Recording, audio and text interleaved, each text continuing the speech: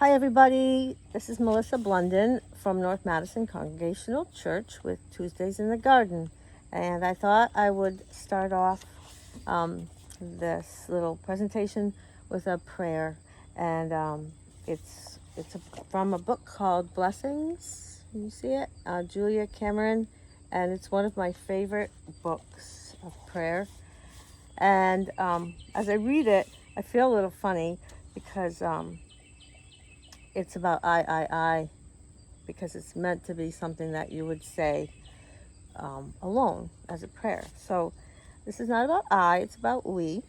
And I just would like to offer this up to you all. God is the divine gardener, and all souls bloom in divine love. As a green shoot welcomes the sun, I welcome the gardening hand of God. All souls are equal. All souls are rooted in God's soil.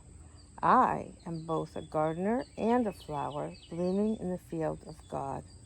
As a gardener, I ask that my hands be capable and gentle.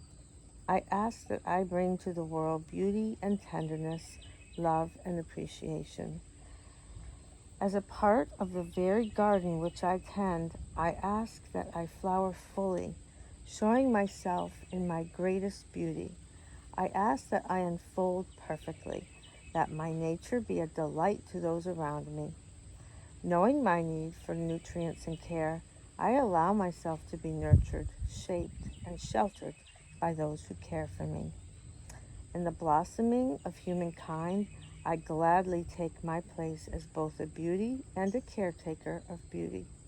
Humbled by the glory of the natural world, I praise the garden which contains us all. Amen. And now I'll begin the more informative part of the video, Tuesdays in the Garden. So I'm here at my house, and this is my patio. And actually, what I want to say today is I want to talk about the August garden, the late August garden. It's really difficult. This time of year, especially this year, you know, we've had drought, we've had pandemics.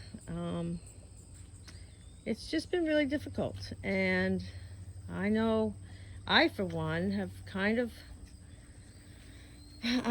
let things go, and I'm getting a little tired, and that's okay. That's what I'm here to tell you.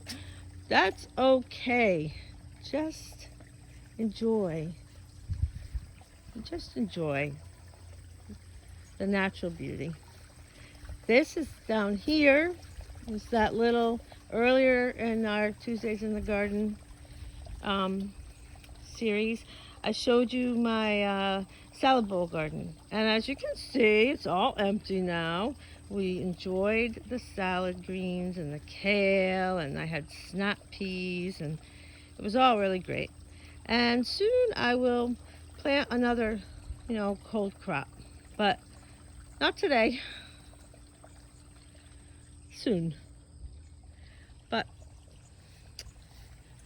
one thing I wanted to talk to you about was that sometimes, these are my pots, and I have to say, on my back patio, it is what it is this year, like when I was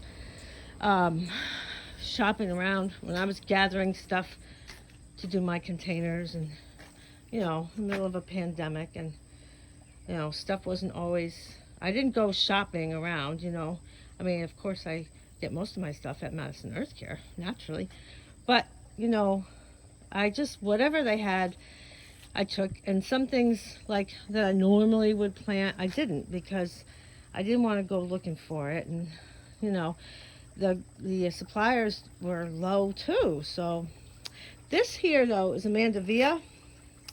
And I'll tell you what, I do not recommend storing them over the winter. That's just me, because what happens is I don't get them out until late, kind of late spring by the time I get time to do it, and it's just too late. And obviously I have not had one single flower yet, and it's the end of August. So for me, it's just not worth it. You can see those cannas though, maybe by the pool. They were great, and I've stored those over the winter for, gosh, 4 or 5 years. But so you can do that with certain plants, you know. The bananas too, they're looking a little tired, but they were looking great earlier. They also are stored for the winter, and my husband Bob loves those, so that's why we have those. But so this is what I want to tell you about the containers. Back to the containers. See, they're blooming pretty good now.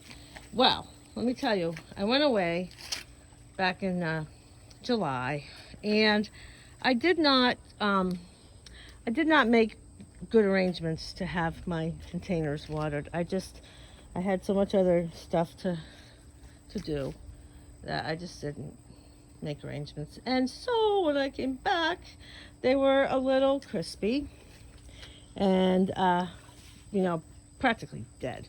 Well, this is what I did. I wanted to show you. See, Neptune's tomato stuff. It's great. And so what I did when I came back and found that everything was really unhappy, I cut the plants back pretty hard, and then I fed them with the tomato stuff, and then I did it again the next week, and I think I probably did 2 applications. As you can see, they're now, I mean, literally, they were like dead looking, but see how pretty they came back? So I recommend that. And then I just wanted to talk about containers a little bit more and about this time of year. And like I said, it gets tough. There's a thunderstorm rolling in. I heard thunder, and you can see those thunder clouds. But it gets hard this time of year to keep things looking good. But don't worry. But see, these containers in my front porch were looking beautiful too all summer, and the same thing kind of happened with them. But they did bloom again, but they are ready to go. So I am so ready to bring on the mums.